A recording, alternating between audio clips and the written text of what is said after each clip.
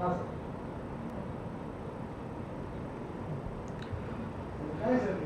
morning, student. Today we will be starting the next lecture in relation to the communicable disease. Last time we have discussed about the first disease in the series of the respiratory infection, that is the chicken pox. And as we have discussed, this is one of the disease that is having the fever with rash, occurring particularly in the children of the less than 10 years of the age group.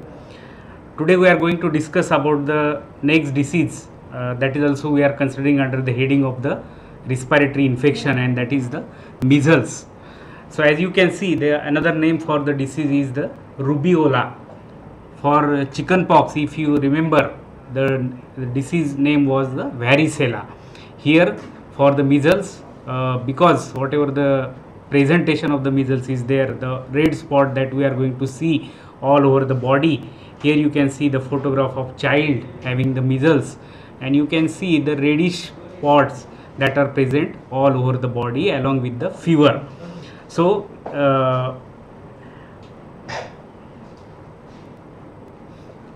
in relation with the communicable disease, as we have discussed, whenever any disease that we are going to discuss is on the heading of the epidemiology. The first part in relation with measles that we will be discussing is the epidemiological determinants of the measles.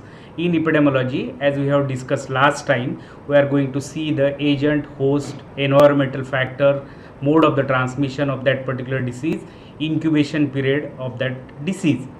The next important thing today we are going to see is about what are the clinical features of the measles.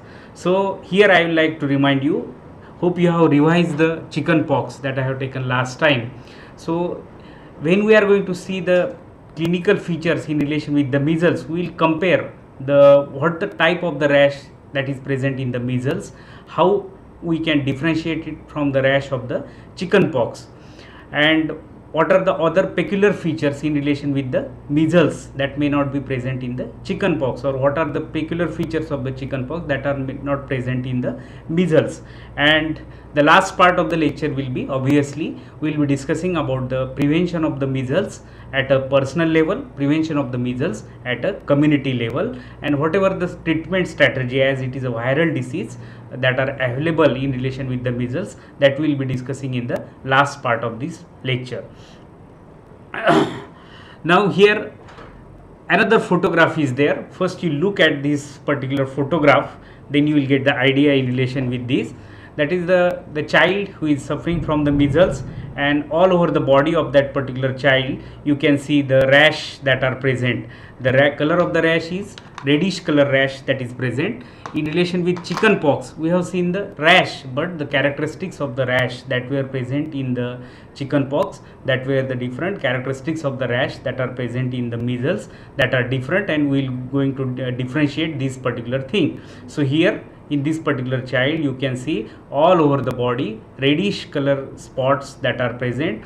And in the introduction we have seen the another name of the measles is the rubella. Why this name is given to the rubella? Because the red spots that can be seen all over the body if the child is suffering from the measles. Generalized clinical signs and symptoms. What are the clinical signs and symptoms that are present if the child is suffering from the measles? We are going to see details. We are going to see the details of the various stages of the rash that are present when the child is suffering from the measles. But here we will get the rough idea why this particular disease is considered under the heading of the respiratory infection.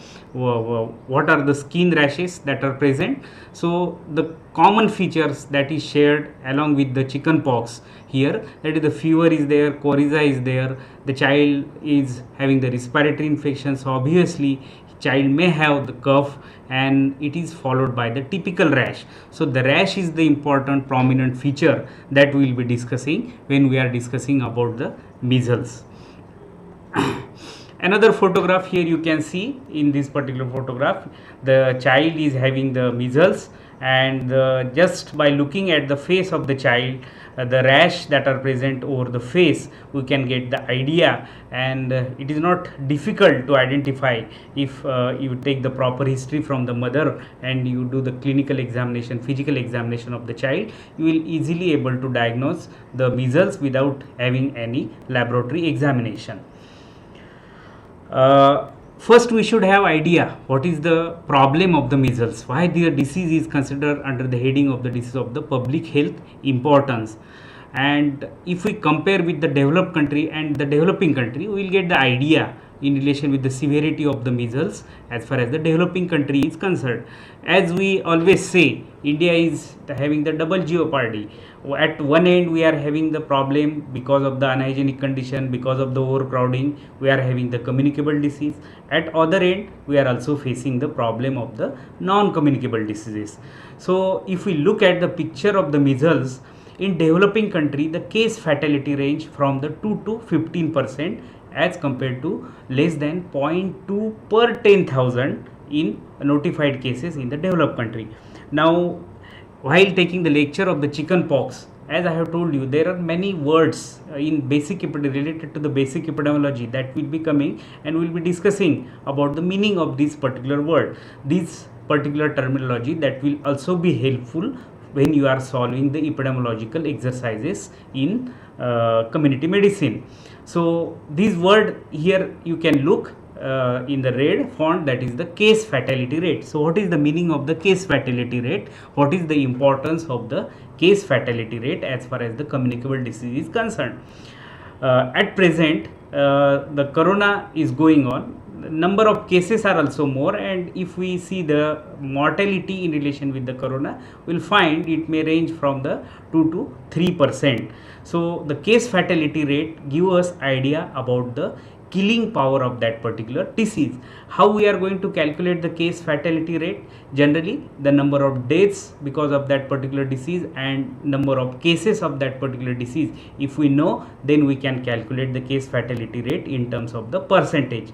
So what we can get idea in this sentence, that is it is 2 to 15%. when I use the word percent, so out of 100, 2 to 15 children they are dying because of the measles in the developing country, while if we look at the figure of the developed country, hardly 0.2, and it is not in percent, 0.2 per 10,000 notified cases in the developed country. So this is what is the paradox that is there as far as the occurrence of the cases of measles in developing and developed country is concerned.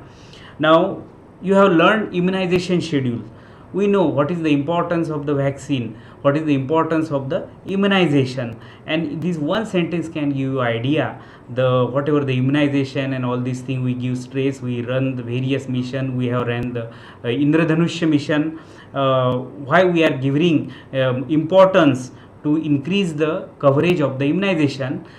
See, the before the vaccine of the measles become available in 1960, measles killed 7 to 8 million children worldwide.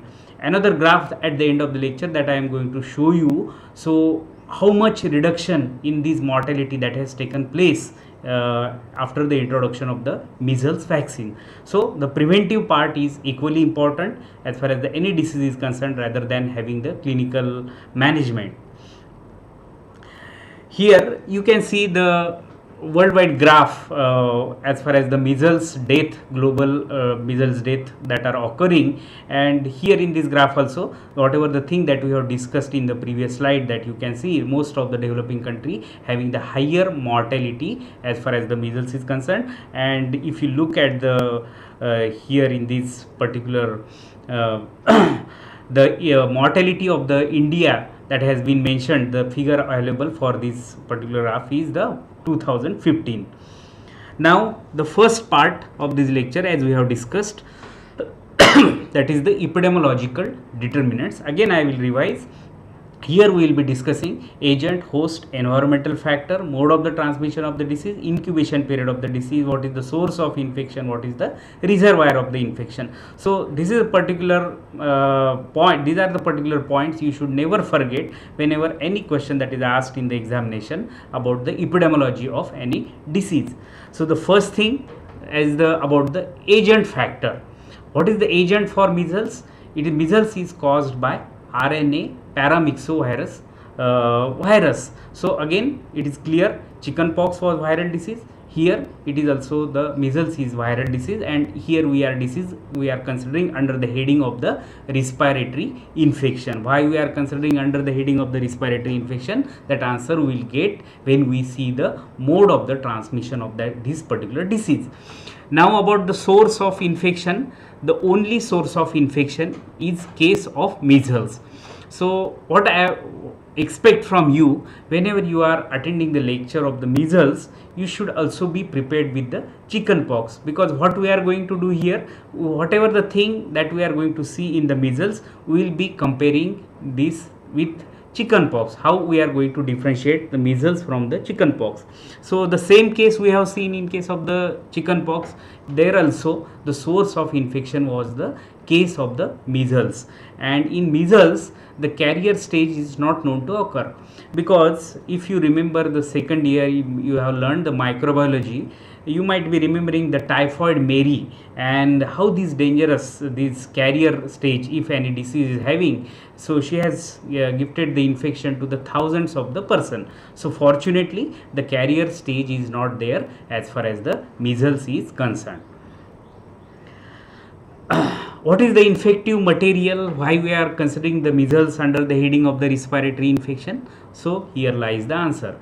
The most of the time the infective material in case of the measles is the secretion of the nose, throat, respiratory tract, case of the measles during the prodromal period and early stages of the rash.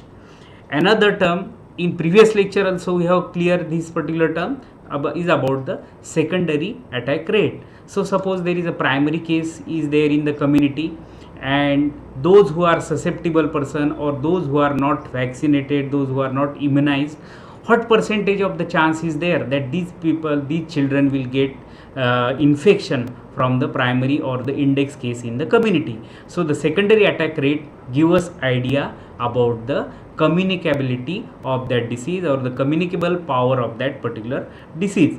So there is only one antigenic type of the measles, and another thing is important, as we have discussed in relation with the chickenpox. Once the child suffer from the chickenpox, he will get the lifelong immunity. Here also the same thing is there.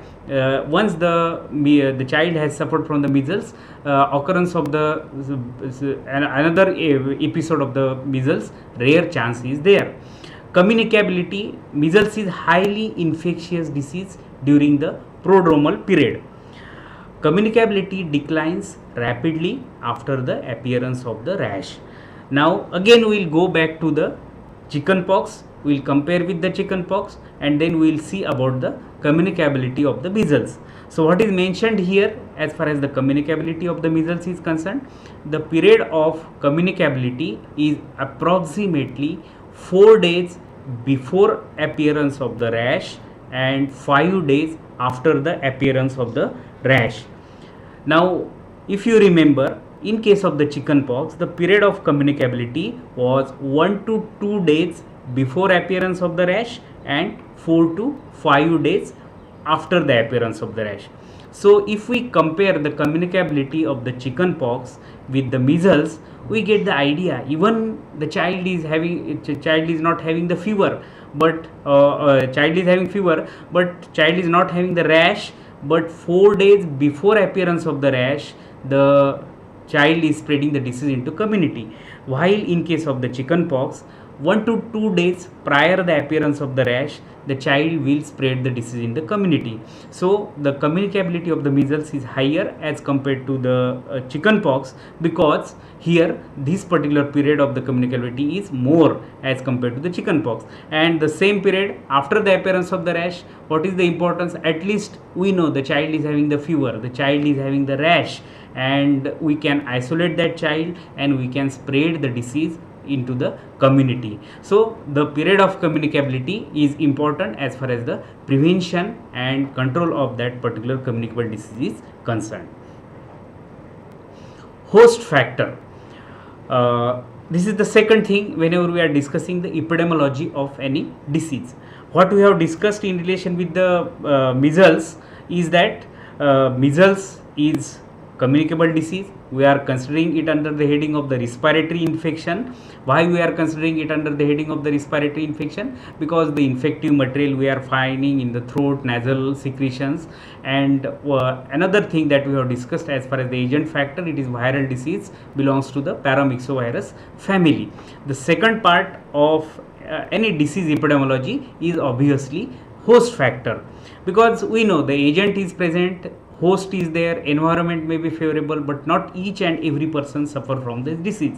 So how we can differentiate? Now corona is there, not each and every person is getting the corona. So what are the host factor that play major role, that we are going to discuss in relation with the occurrence of the measles.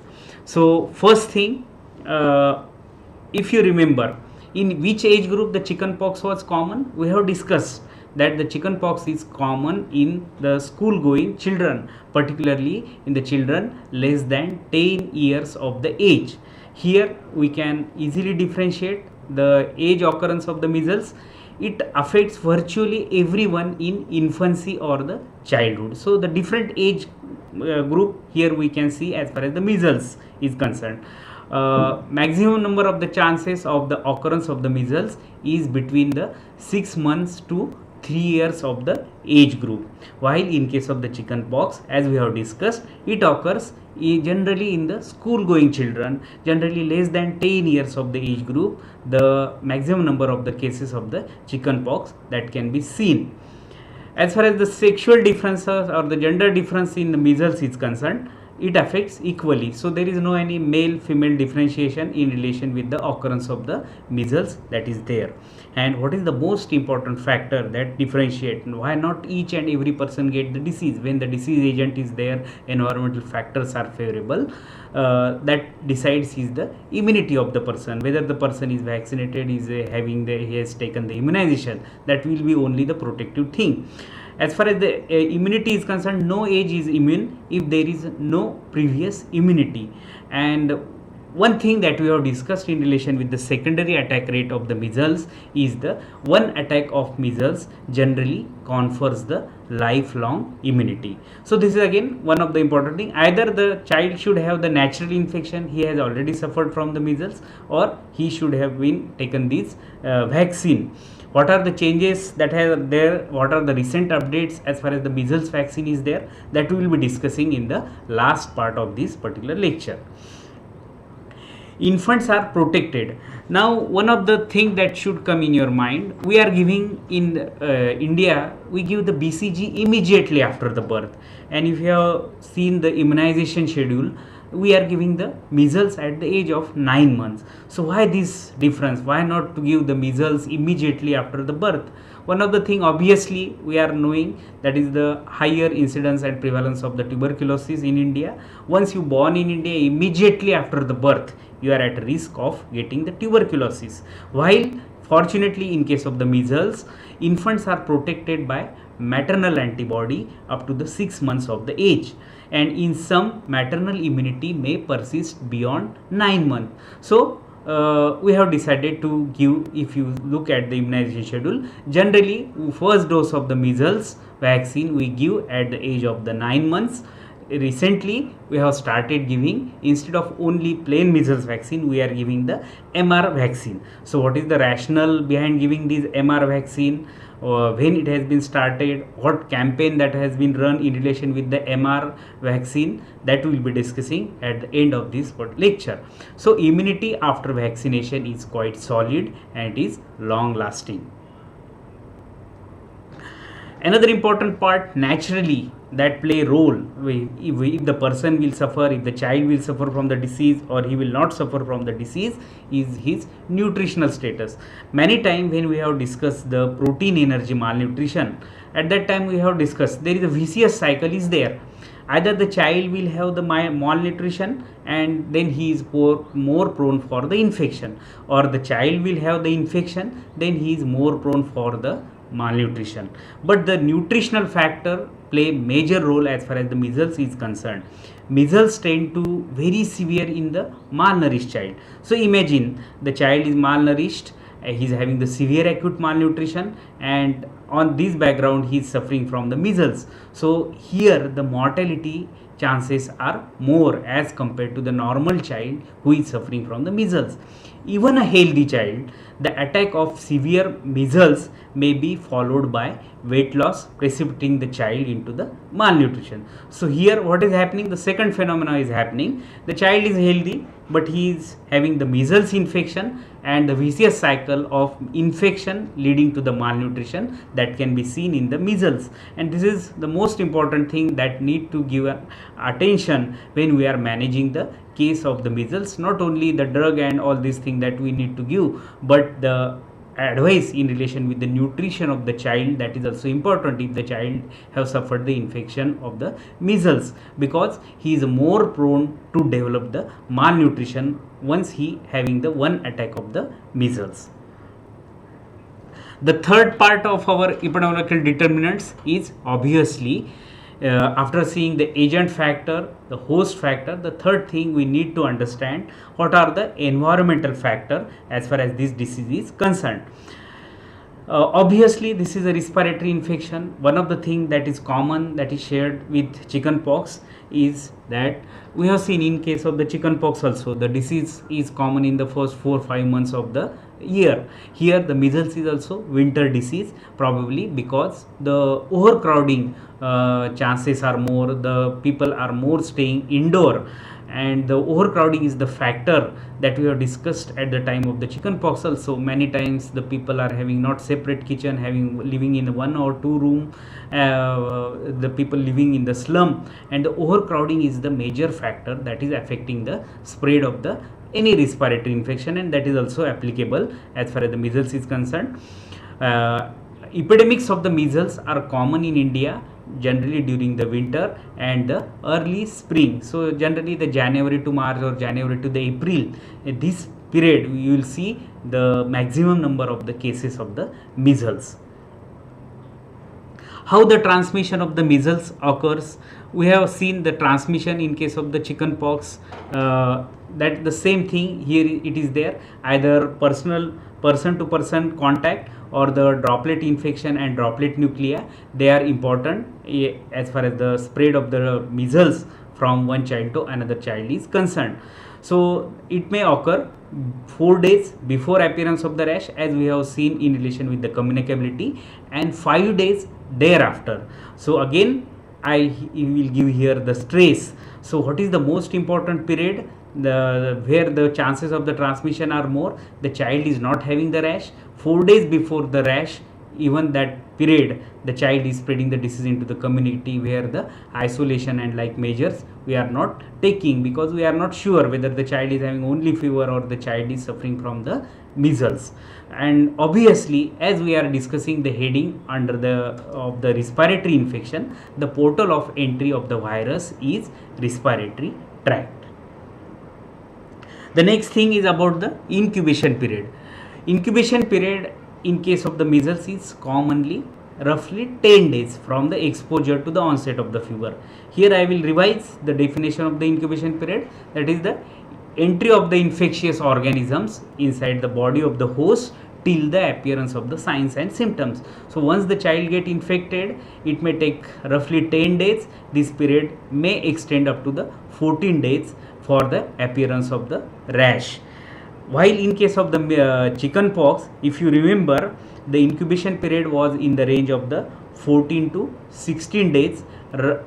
Broad range of the incubation period for chicken pox was 7 to 21 days. Now will come the most important part that will help us for the diagnosis of the clinical diagnosis of the measles.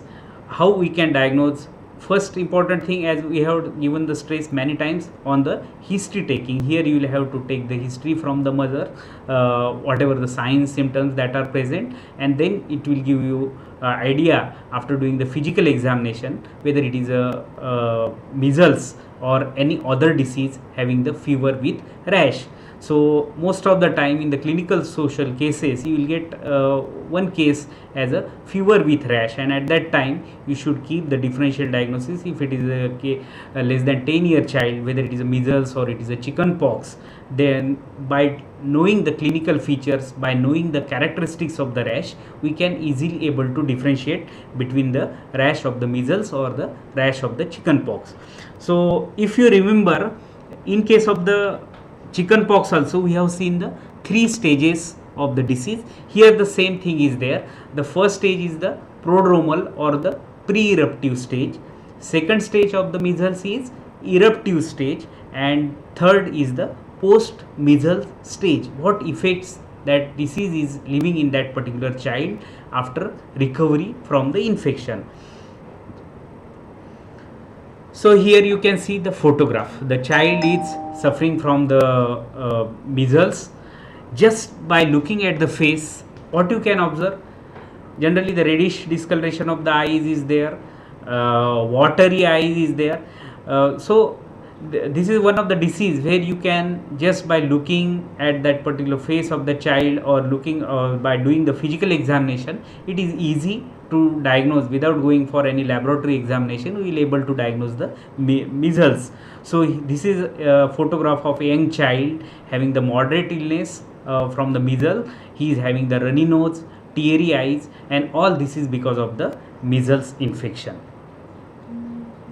The first stage now we'll discuss. Again we'll be differentiating the measles from the chicken pox also. First stage is obviously the prodromal stage.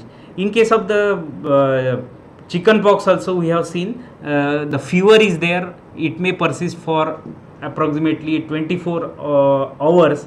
Here also in case of the measles, the first stage we will see the fever. It can be associated with coryza or the sneezing or the nasal discharge, cough, redness of the eyes is there, lacrimation that might be present, and in case of the measles the photophobia might also be there. One of the thing that you might have observed, when we give the measles vaccine, along with the measles we also give the vitamin A. What is the reason behind giving the vitamin A? Another thing is that when a child is suffering from the measles, there are high chances, along with the malnutrition, he will also develop the vitamin A deficiency. In fact, the measles is also considered as one of the important cause of the childhood blindness, because after the child is having the measles infection, there are more chances of he is having the vitamin A deficiency.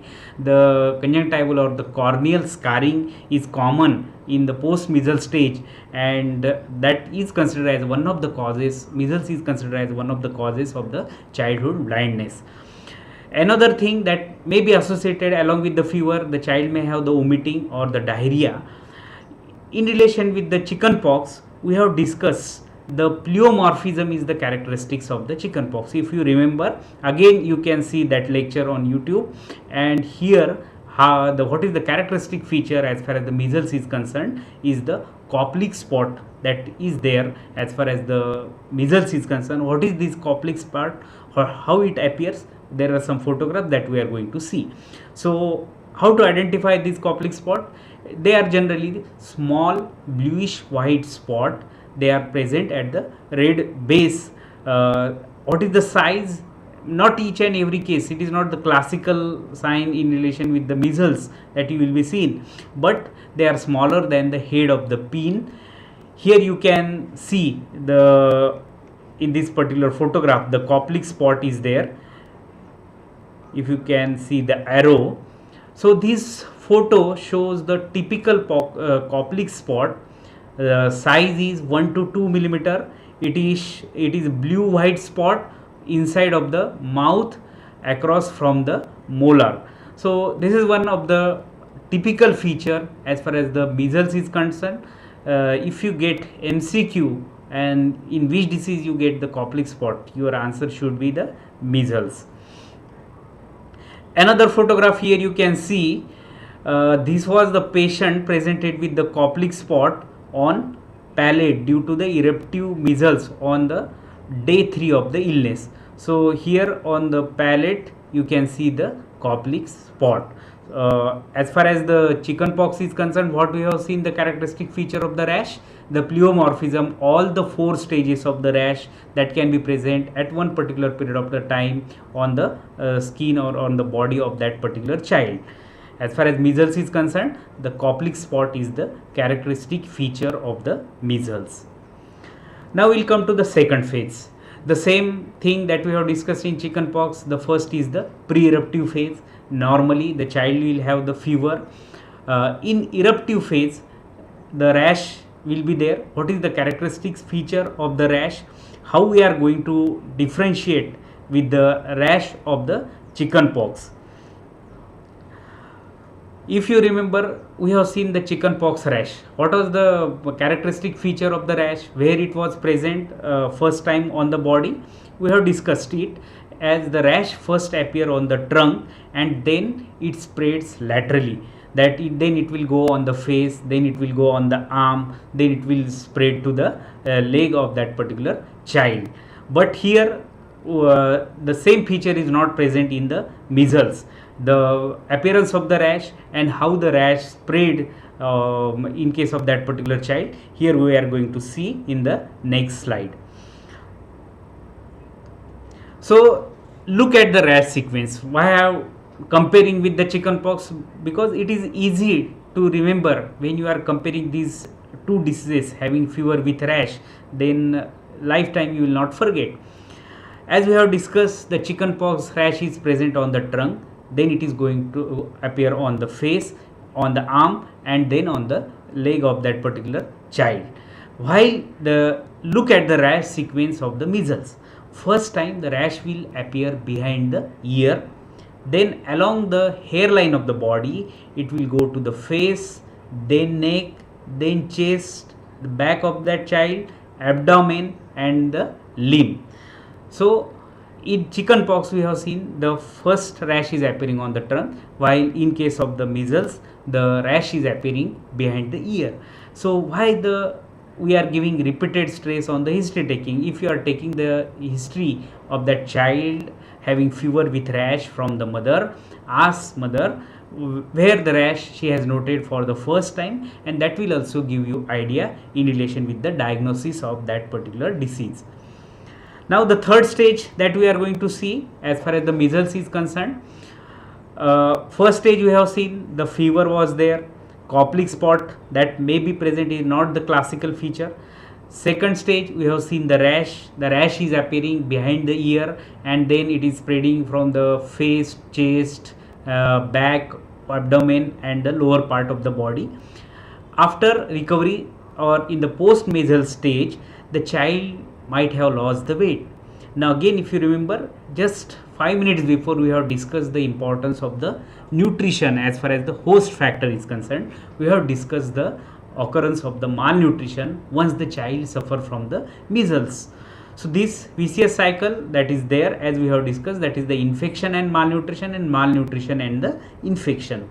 So the child will have lost the weight after suffering from the infection. Child will remain weak for the number of the days.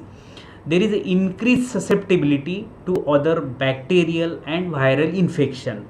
Why the child will suffer from the other bacterial infection? Naturally, once the immunity is lowered, once the child is having the malnutrition, there are more chances the other organism will take opportunity to infect that child, and hence the child is more prone for the or more susceptible for the bacterial and other viral infection because of the nutritional and metabolic effects, the tissue destructive effect that is resulting because of the measles virus. Last part is also important as far as the clinical feature is concerned, because what are the complications that are likely to occur if the child suffer from the measles if we are not taking the proper precaution, proper preventive or control measures that are not taken. One of the thing that is common and that is not severe complication, that is the measles associated diarrhea is common if the child is suffering from the measles.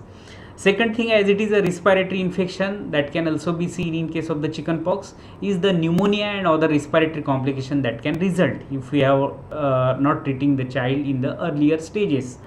Another thing, as the virus is present in the nasal secretion or in the throat, the infection is spreading to the middle ear and it will cause the otitis media. So measles associated diarrhea, pneumonia and the otitis media, these are the generally mild or moderate complications that are going to result because of the measles. But what is more serious, if child is suffering from the measles and if he develop the neurological complication, it can result the febrile convulsion and even the encephalitis is common. Measles associated encephalitis is common. Generally in less than 5-year child, when he is having fever more than 100 to 103 degree fever, the febrile convulsion is also one of the common entity that is seen. But here because of the measles infection, if neurological complication occurs, child may develop the convulsion or child may have the encephalitis.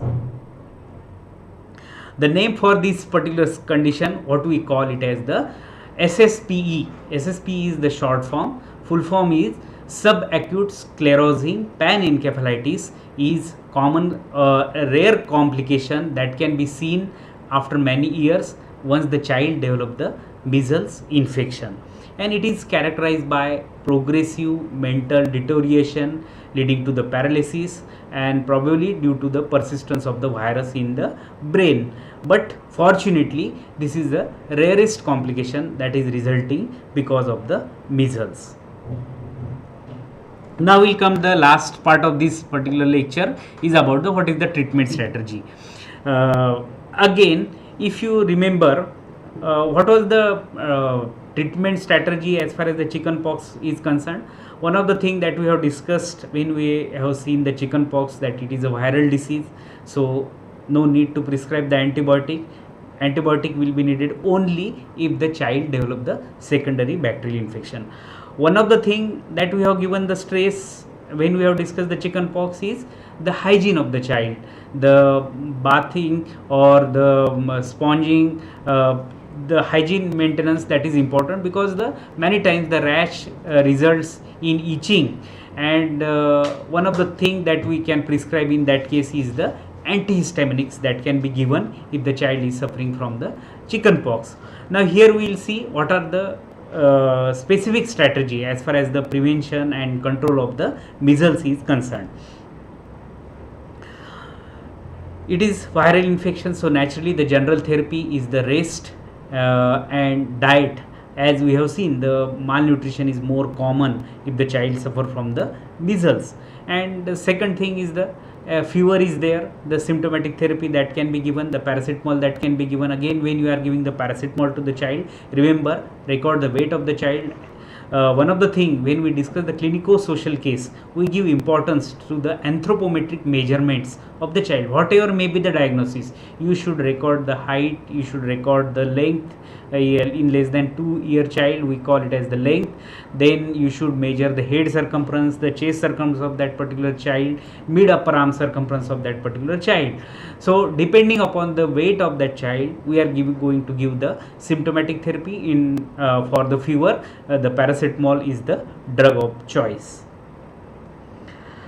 World Health Organization recommends vitamin A for the treatment of the measles in children. We have discussed this part already. What we have discussed is the vitamin A deficiency is more common once the child suffer from the measles infection. Even in our immunization schedule, we are giving the vitamin A at the age of 9 months. Then we are giving the booster dose of the vitamin A at the age of 1.5 years. Vitamin A prophylaxis program that you might have learned in your second year. And every 6 months, we give the 2 lakh international unit dose of the vitamin A. At the age of 9 months, the dose is 1 lakh international unit. How to measure these 1 lakh international unit and 2 lakh international unit? A special spoon is provided along with this vitamin A, and there is one line is there inside the spoon that will mark of the 1 lakh international unit, and if you give full spoonful of the vitamin A, then it will be 2 lakh international unit of the vitamin A. Is there any antiviral drug that is available for the treatment of the measles? ribavirin is reported to reduce the duration of the illness or the complication of the illness as far as the availability of the antiviral drug is concerned. Now about the prevention of the measles, definitely achieving the immunization rate of over 95%, having the herd immunity in the community, that is important. Ongoing immunization against the measles through successive generation of the children, that will definitely help in relation with the prevention of the measles. Another point that need to discuss is the measles is the next candidate for the eradication. We are trying, we are at the stage of the eradication of the polio. Will we able to eradicate the measles? That is the one of the point that need to discuss. So measles vaccine, as already you are aware, is given at the age of the 9 months.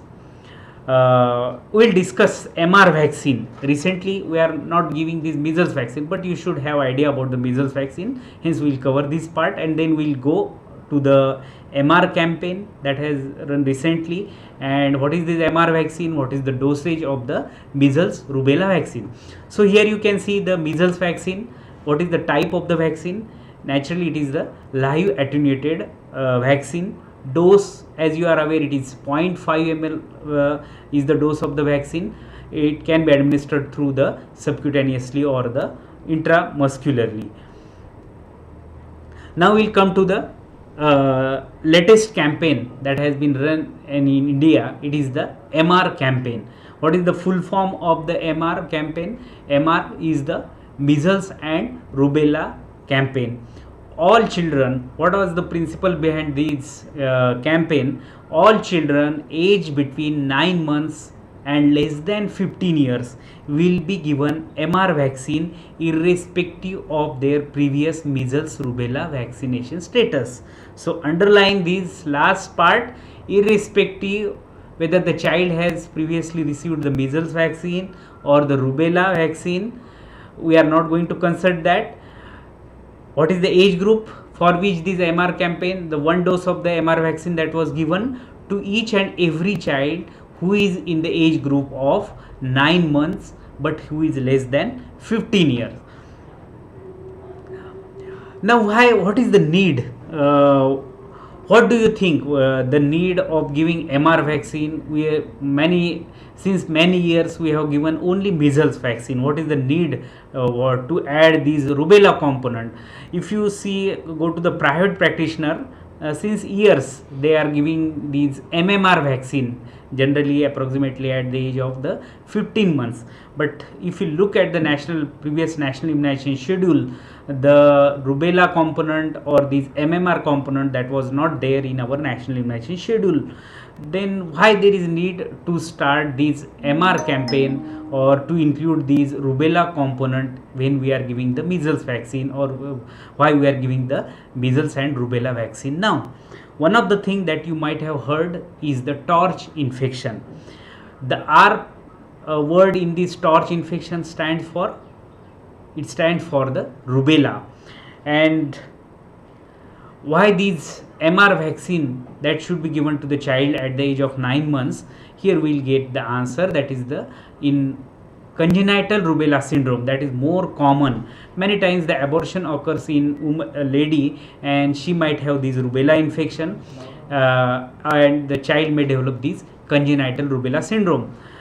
What are the characteristic feature of this congenital rubella syndrome?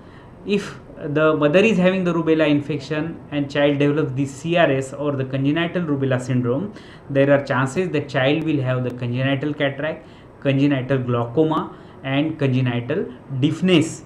And what is more severe is there are chances the child will have the cardiac defects, like the ventricular septal defect might be there, the atrial septal defect might be there, or the patent ductus arteriosus is there.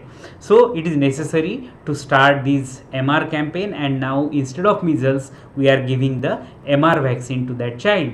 India, along with WHO and other Southeast Asian country, they have resolved to eliminate the measles and control the rubella and congenital rubella syndrome by the year 2020. So we have started 2 years back, we have started this campaign, and all the children between the age group of 9 to 15 years, as we have discussed, they will be given this vaccine. Here you can see the photograph of the measles and rubella vaccine. Irrespective of their previous vaccination status, we are giving measles and rubella vaccine. We have already given this measles and rubella vaccine under the MR campaign to the child between the age group of 9 to 15 years. This you can see the photograph of MR campaign that has been ran in our country. One of the thing that is done to know that whether the child has received this MR vaccine or not, just like the electoral poll, we have marked the finger of that child with ink. Once the child has received this vaccine, his finger is marked with ink to differentiate whether the vaccination is given or not. So this MR vaccine introduced in the phases replacing the measles.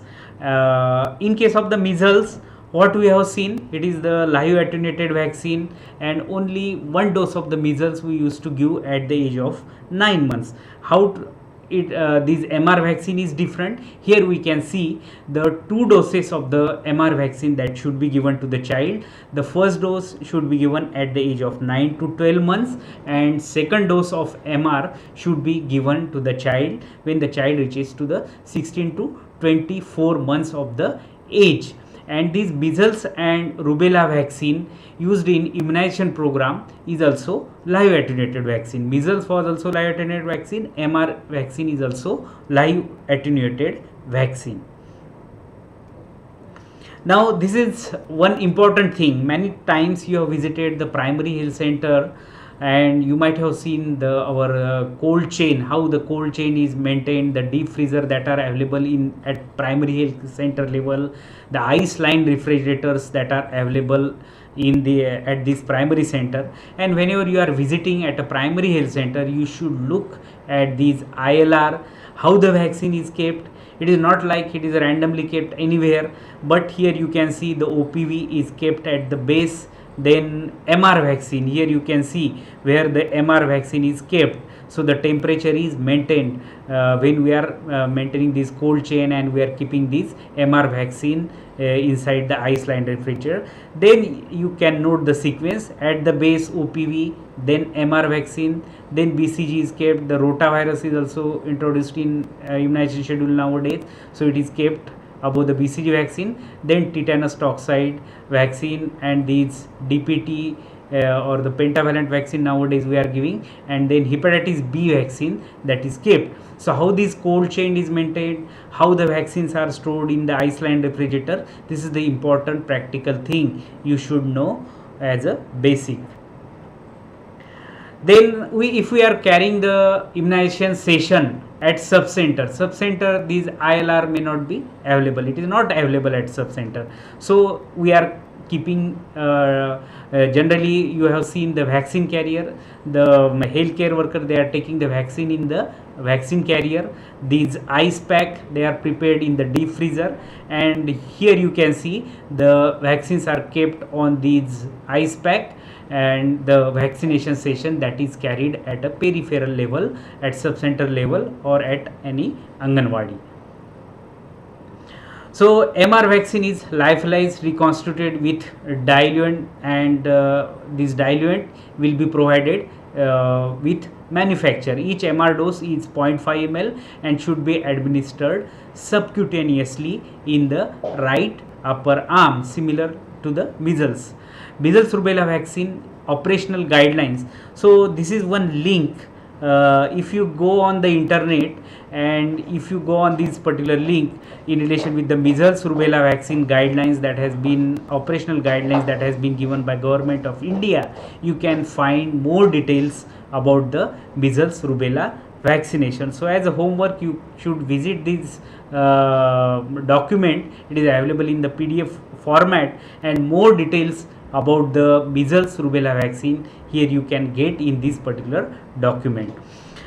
In the beginning, we have discussed what is the importance of the vaccine.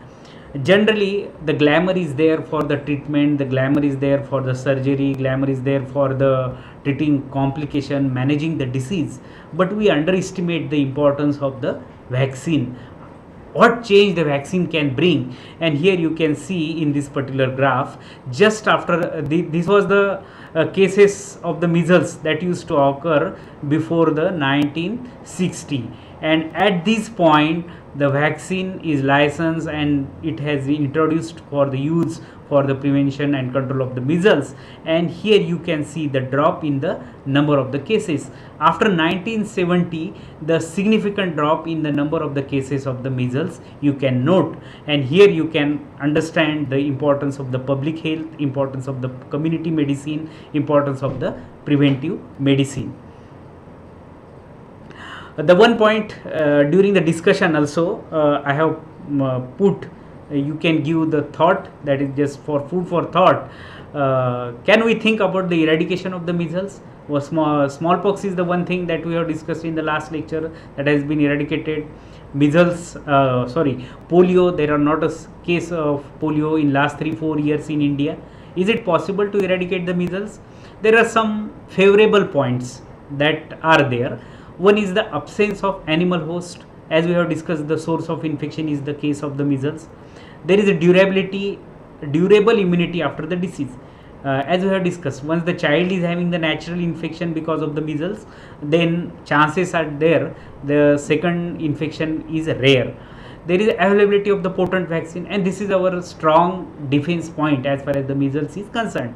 The same thing happened with smallpox. The vaccine was potent. Acceptance of vaccine by the community. One thing is there, in case of the polio it was easier because we have given just oral polio vaccine, easier to administer, even non-medical person can administer. Here it is available in the injectable form, but still the measles vaccine is accepted by the community. And what it requires, if we want to achieve this particular goal, is the high level of the coverage that should sustain over the years. So here lies the importance of the herd immunity as far as that particular community to prevent the or eliminate or the eradicate that particular disease concerned.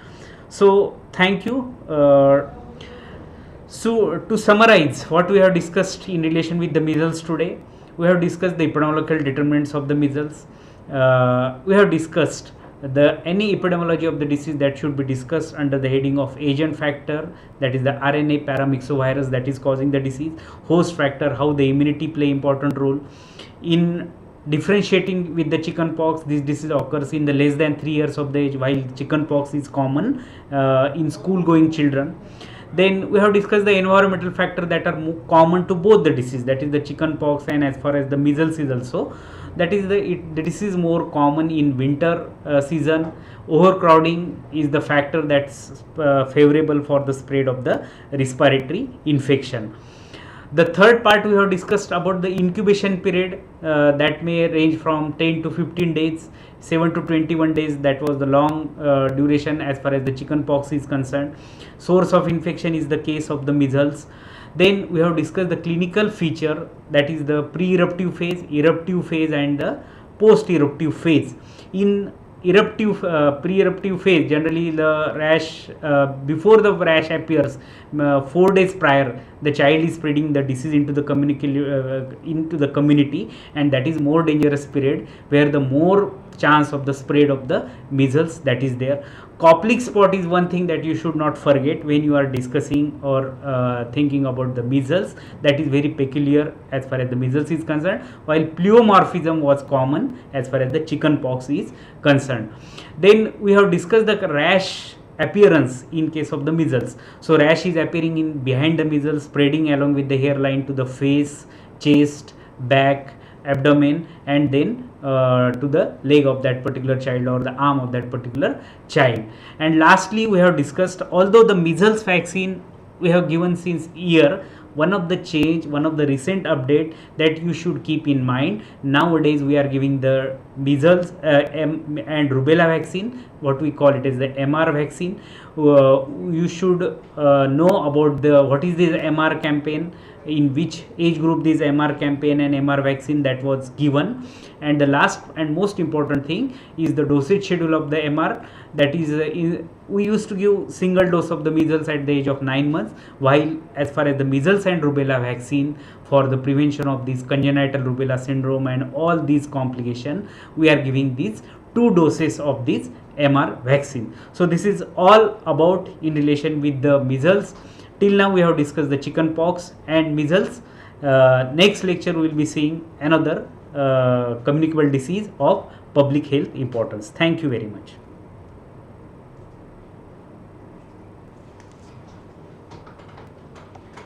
आवाज वगैरे येत होता ना व्यवस्थित? अच्छा, thank you.